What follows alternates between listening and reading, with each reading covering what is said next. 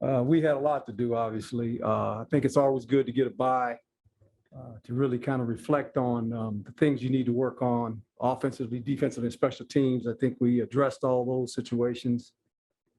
Coaches did a good job of really kind of capsulizing the things that we needed to improve on for the next 5 games of the season. I think the players had a good mindset when they came back Sunday. They were well aware of our situation, being a 5-2 football team. Basically, when you look at the South and the North, I said it earlier in the season, before the season started, I said, no one's gone undefeated in conference play, and that holds true again this year. No one's gone undefeated. Everybody's got lost. It's kind of interesting. And I think going forward, when you look at both sides of it, whether you're in the South or the North, there's 3 or 4 teams that still, when you look at the conference schedule, have a shot. And that's what makes it so interesting in the Pac-12 play, is that everyone has an outside shot if you won some games, and we happen to be one of those teams. So I think that's the exciting part of it. Now there's a lot of work to be done. We play a good Washington State football team. They went through a little bit of a situation last week with their coach. The staff that was part of that staff had been let go. Some assistant coaches that were on that staff took over and did a fabulous job, along with the players, really playing good football. And they're a 4-4 football team, and a lot of experience on this team, a lot of experience on both sides of the ball. They got a big, powerful offensive line, strong arm quarterback. They have 2 really good runners, have great contact balance. Wide receivers are nifty, and they have some length outside. Defensively, they're very active on what they do. They have an outstanding secondary that plays a lot of man-to-man coverage, linebackers that run from sideline to sideline. So they're much improved. They're very much improved defense. Don't give up a lot of points. Averaging about 25 points a game, I believe it is.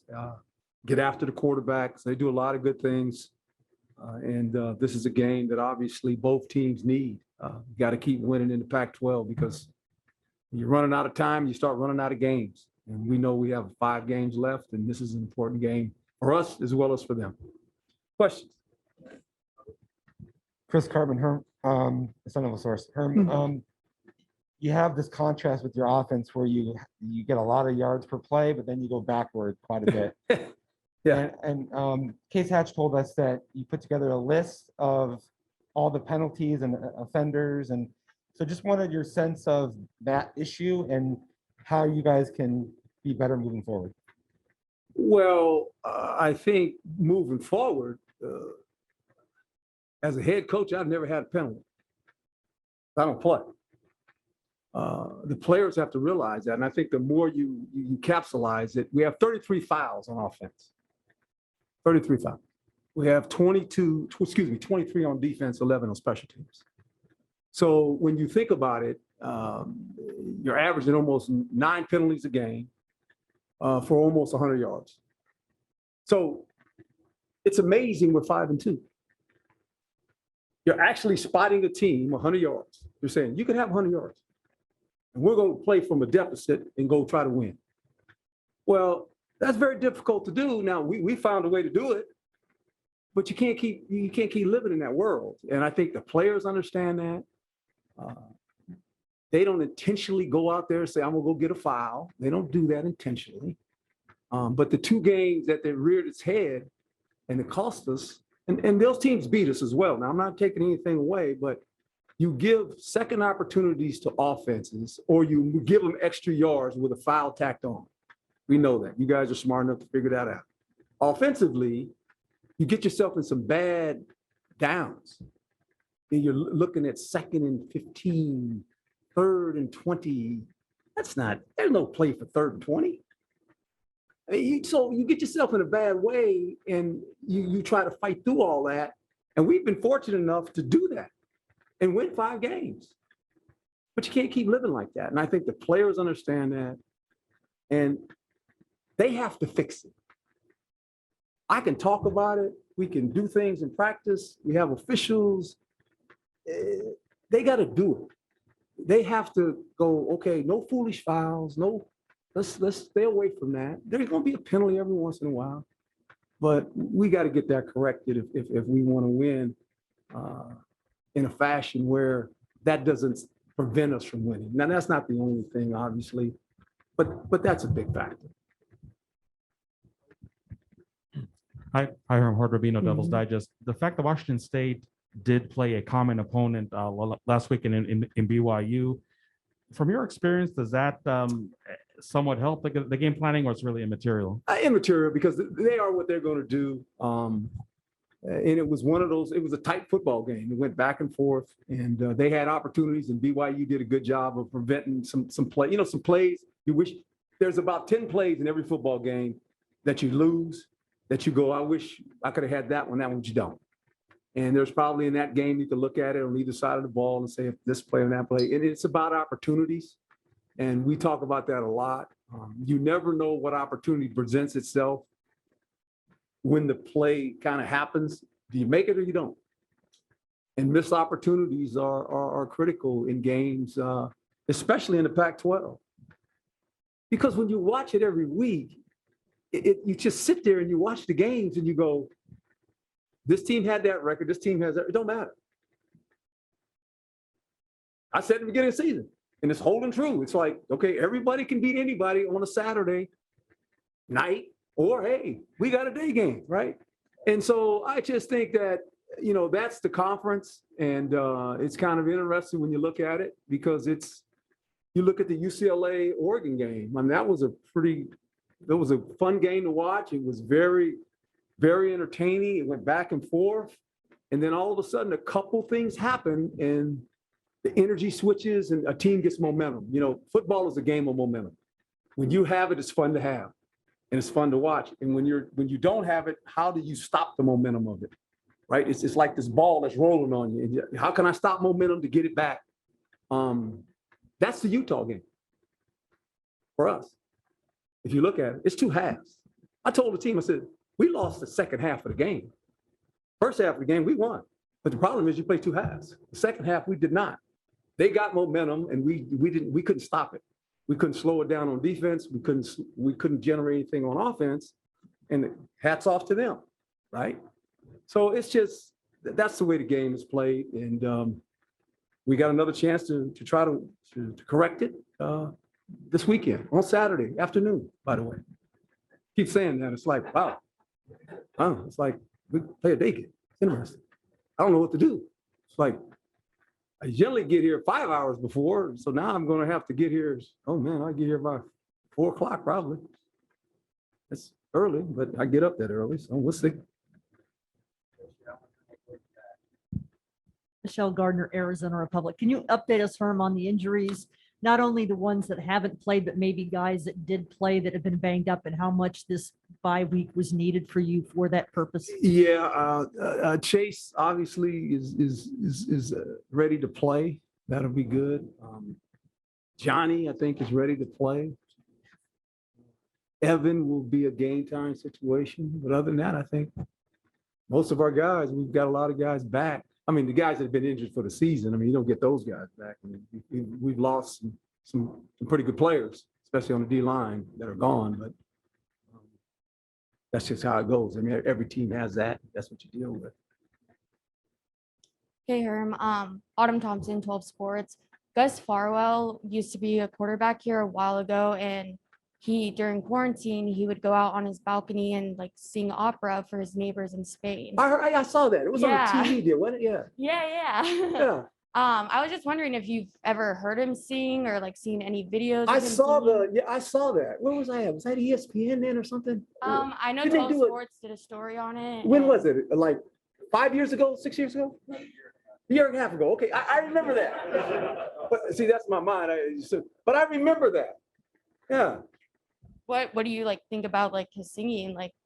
You talking about me singing? No, him being an ASU quarterback, back in the day. Hey, what do you think about it? I mean, anybody that can sing is obviously has a gift. It's a talent, and yeah, that's interesting. But I remember seeing that.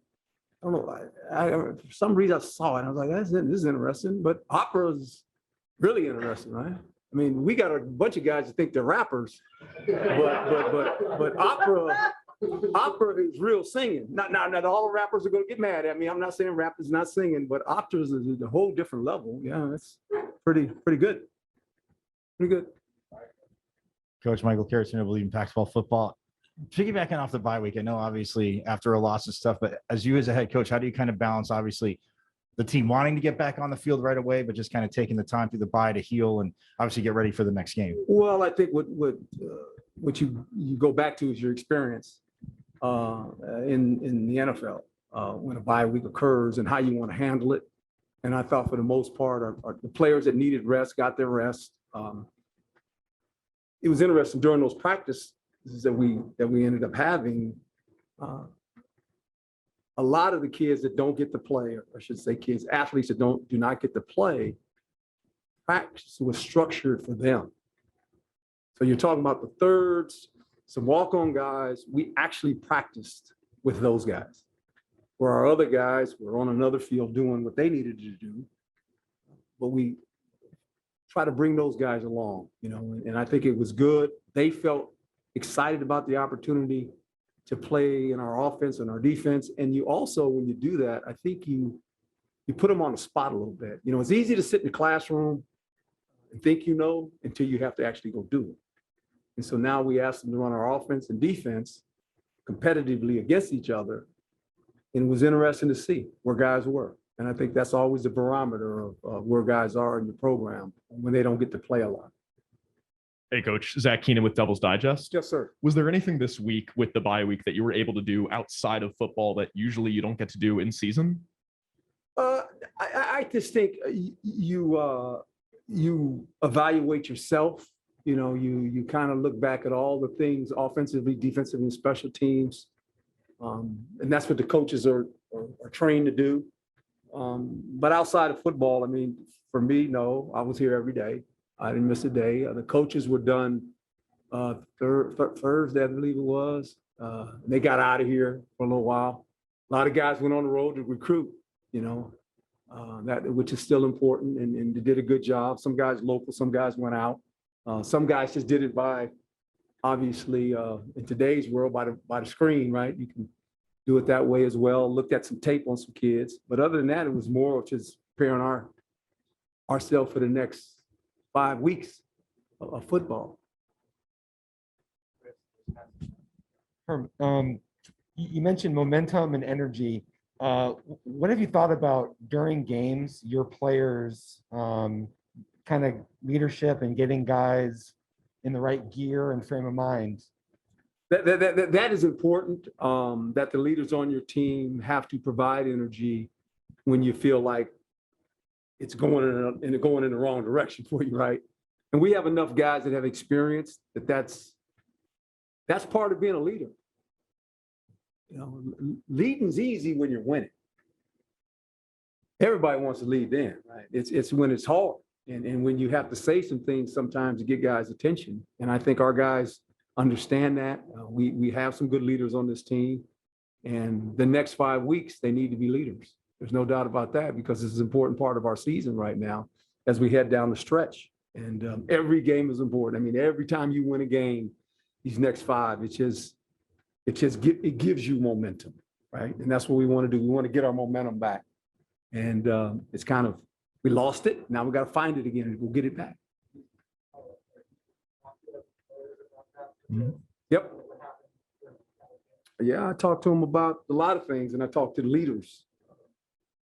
I wrote them a nice letter, actually, and told them what I expected out of them. So sometimes I think when you talk to them in person, that's one thing, but when they can read it and look at it, it kind of sinks in. I know I've always been that way. When I get a letter from somebody, it's kind of like, okay, I really got to focus in on what this thing is saying, and I can read it over and over again. So I sent them a nice letter about what I expected from them and what they need to do. And that's part of my job as a head coach, to always inform the players where we're at.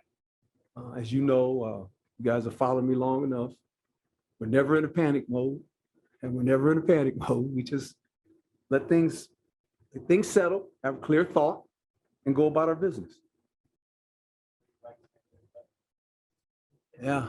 Hi, Herm. Ray Belcora, Inferno Intel. You talked a lot right after Utah about resetting for this 5-game season. Does Yeah. the way the schedule sets up with the bye week and then 2 home games kind of help you get into an almost training camp type rhythm? It can help you.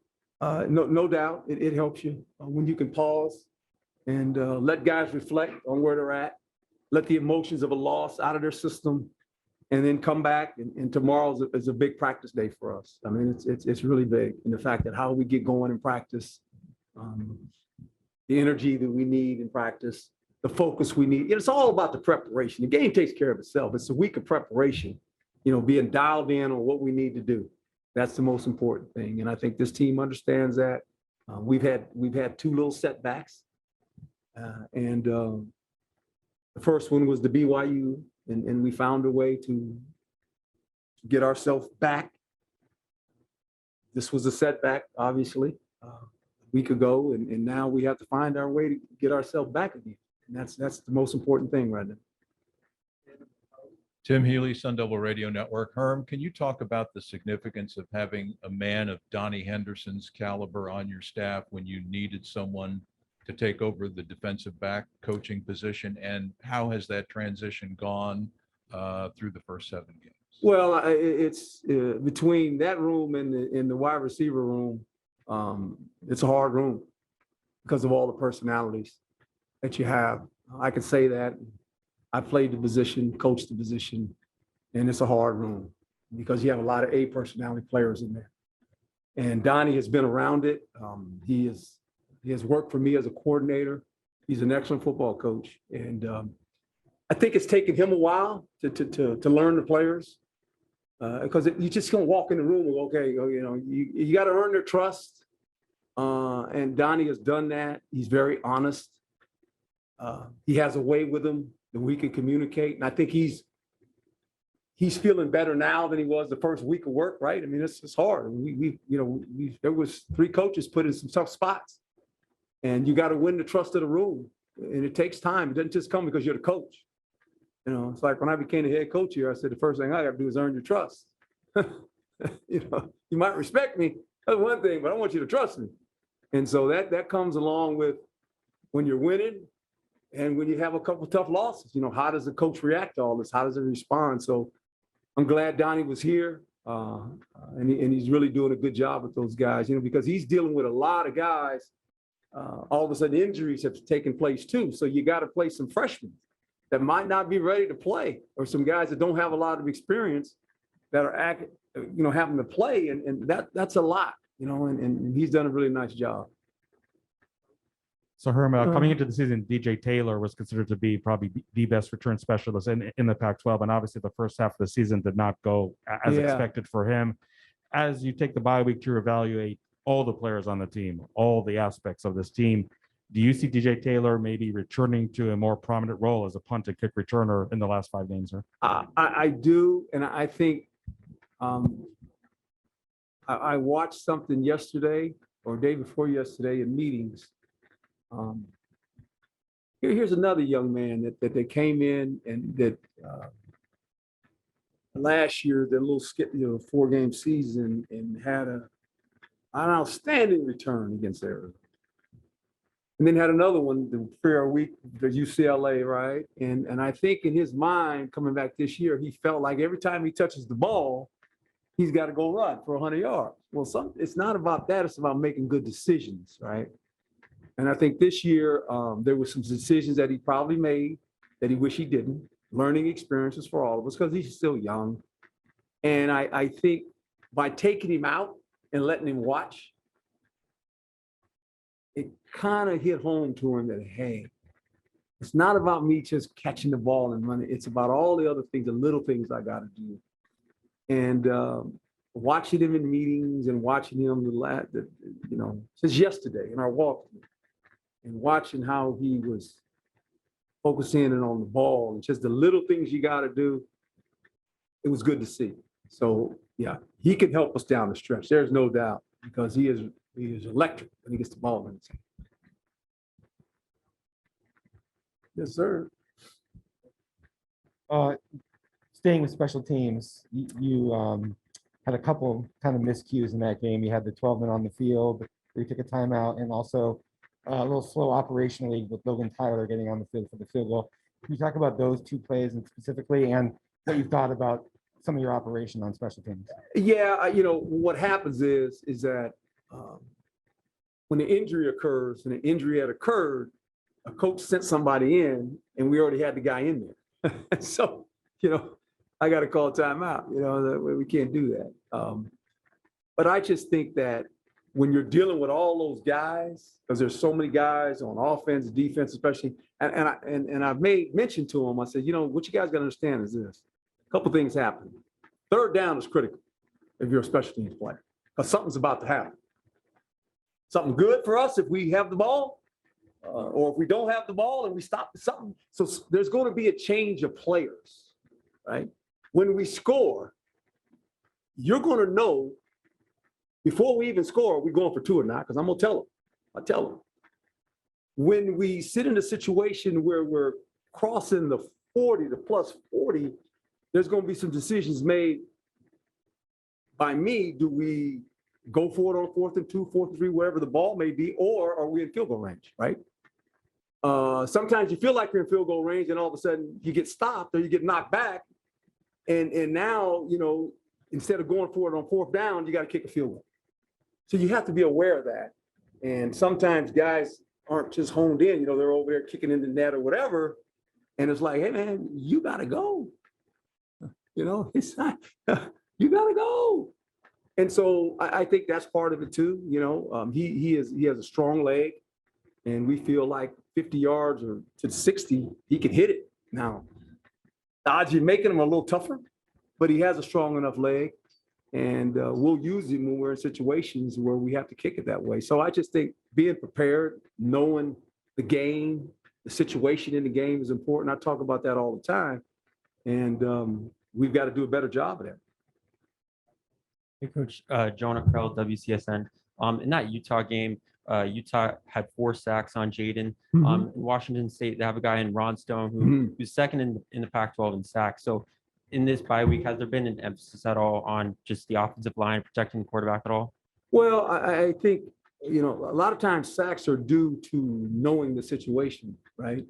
When you're behind, if you're a defensive player and you got to pass, you're in a tough spot, especially if you're in some long situations where it's not 3rd and 3 or 3rd and 5, it's 3rd and 15. You got to hold the ball a little longer, right? And I think when a guy's struggling or they have an elite pass rusher, you got to find a way to turn the protection that way, have the back go that way, put a tight end over there, something to alleviate that pressure, right? And it's just according to how the game's being played out. And you watch games all the time, NFL games. They got the best players in captivity that play, right? And when the game is 3 or 4 score lead and they got to go back and throw it, not fun for the quarterback because they're coming. There's no run threat. There's not, okay, hey, what's the play? We're going to pass. And so it's hard.